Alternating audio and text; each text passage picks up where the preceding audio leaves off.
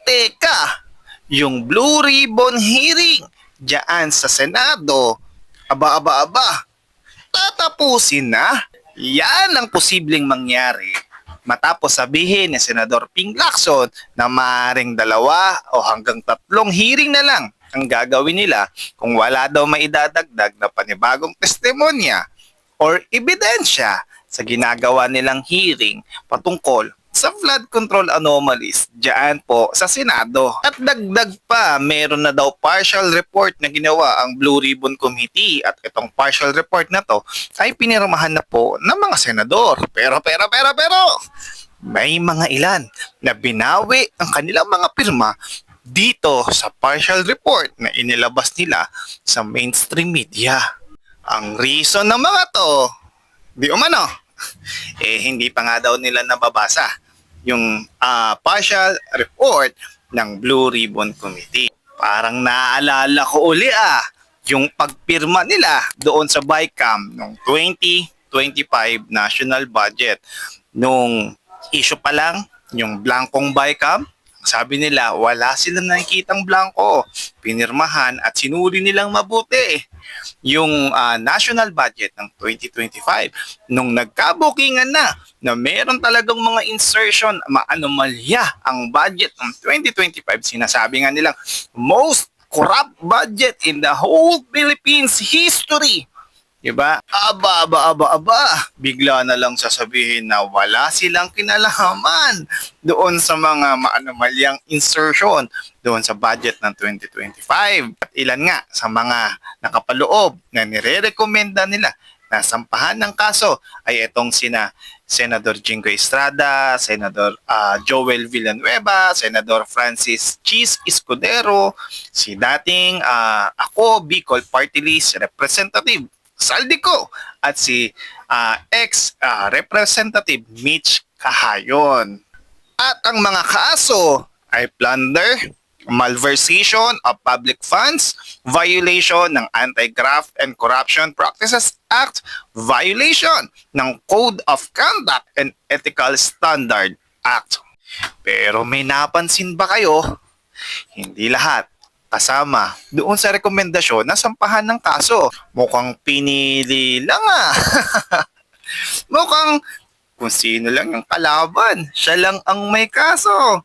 Pero kamusta naman yung mga pinagbabanggit na pangalan nitong lang mga diskaya?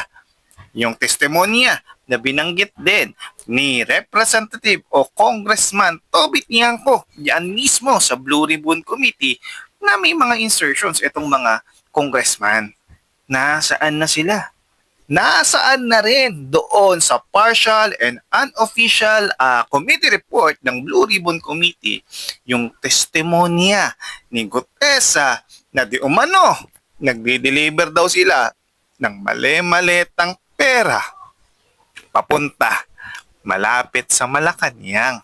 At hindi lang yan, meron pang report ang PCIJ na di umano ang mga pork barrel kings ay itong si Congressman Sandro Marcos at si Representative Congressman Martin Romualdez.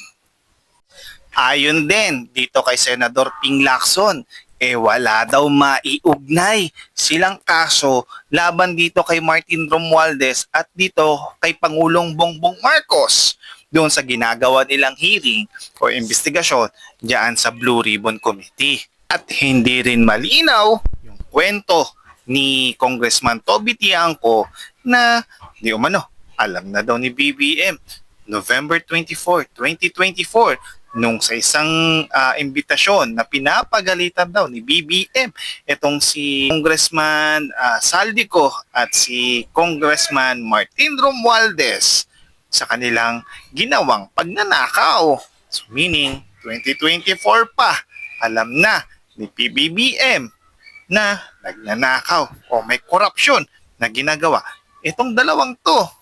Pero teka, meron pa tayong susunod na video. Hindi pa tayo natatapos kasi gusto nilang tapusin ng hearing ng Blue Ribbon. Hindi pwede yan hanggat hindi pa namin nakikita na walang mastermind sa likod ng issue na maanomalyang korupsyon nangyayari sa Pilipinas. Yan ang gusto ng taong bayan. Ilabas ninyo na walang pinipili. Kasuhan ninyo yung mga dapat kasuhan, lalong-lalo na yung mga mastermind, yung mga pasimuno sa korupsyon na nangyari sa Pilipinas. Yan ang gusto ng taong bayan. Kaya sa susunod nating video, meron tayong revelasyon. Bagong issue to Kaya abangan ninyo. Sundan nyo ako, ang aking mga channel, at higit sa lahat, i-share mo na tong video na ito. I-comment mo din sa baba ang iyong reaksyon at komento patungkol dito sa partial and unofficial report ng Blue Ribbon Committee. Satisfied ka ba sa ginawang investigasyon ng Blue Ribbon Committee sa pangunguna nito ni Senador Ping Lacson? O paano? GATV, maraming salamat!